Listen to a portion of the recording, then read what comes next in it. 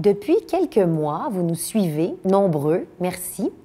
Et en tant que chef d'antenne de cette nouvelle web télé non conventionnelle et écologique, j'avais envie de vous faire découvrir les origines du Jour de la Terre.tv. Grande source d'inspiration pour nous, les repères de Languirand ont connu un gros succès suite au lancement de repères.tv. J'ai la chance d'avoir avec moi nul autre que M. Jacques Languirand, qui est porte-parole du Jour de la Terre Québec, mais qui est aussi un animateur radio que vous connaissez peut-être. Il anime la toute nouvelle émission là, Par quatre chemins à Radio-Canada. Ça fait 41 ans que ça existe. Et Mme Nicole Dumais, qui est initiatrice de repères.tv. Bonjour. Bonjour, comment allez-vous? Très bien, vous? Pas mal du tout. D'abord, pour les gens qui ne connaîtraient pas ça, qu'est-ce que c'est que les repères de Languirand? Les repères de Languirand, c'est une web télé qu'on a lancée en 2008, en novembre 2008.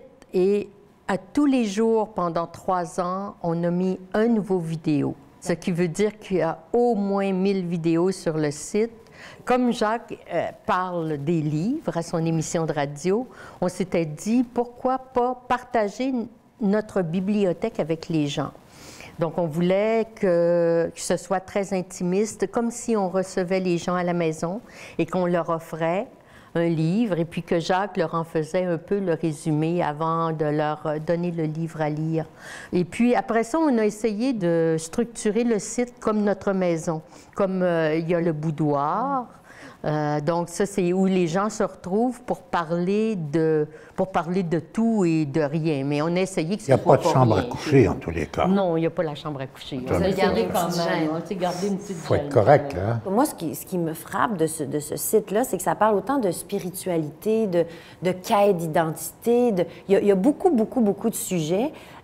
Pourquoi tant de diversité et pas un particulièrement? Là-dessus, je vous dirais que, bien sûr, ça doit venir en partie de ce que, dans l'émission Par quatre chemins que je fais à Radio-Canada, il y a toujours ces thèmes-là qui reviennent. Alors, au fond, il s'agissait de les faire revenir de la radio d'une façon différente aussi. Pas toujours d'ailleurs la même chose, mais des éléments semblables à ceux-là. Pourquoi le web?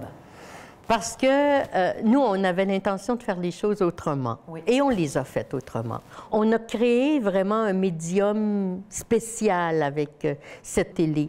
Ce qu'on voit sur le web maintenant, c'est ce qu'on reproduit à la télévision. C'est-à-dire que ce sont des dramatiques qui sont mis sur le web. Mais nous, on a créé vraiment un médium particulier pour le web qui ne peut pas passer à la télé. C'est un autre langage complètement quand on fait de la télé. Et pour moi, je trouve que c'était très, très important d'avoir cette possibilité, si vous voulez, d'exprimer ça, parce que la télévision a la fâcheuse formule, si vous voulez, de couper très vite, aller dans des choses très vite, puis de passer, et de jamais revenir sur les choses. C'est pas un défaut que d'avoir ça. Ça joue un rôle dans la société, c'est évident, ça.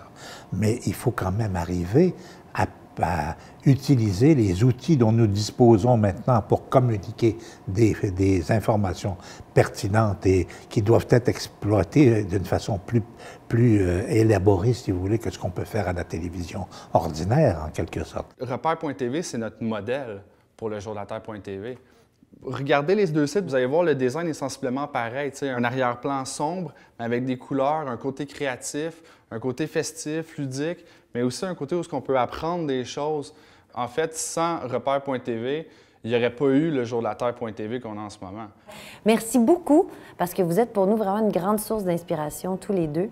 Alors, j'invite les gens à aller visiter repères.tv pour découvrir les repères de Languirand, puis après ça, revenez sur le Jour de la Terre.tv.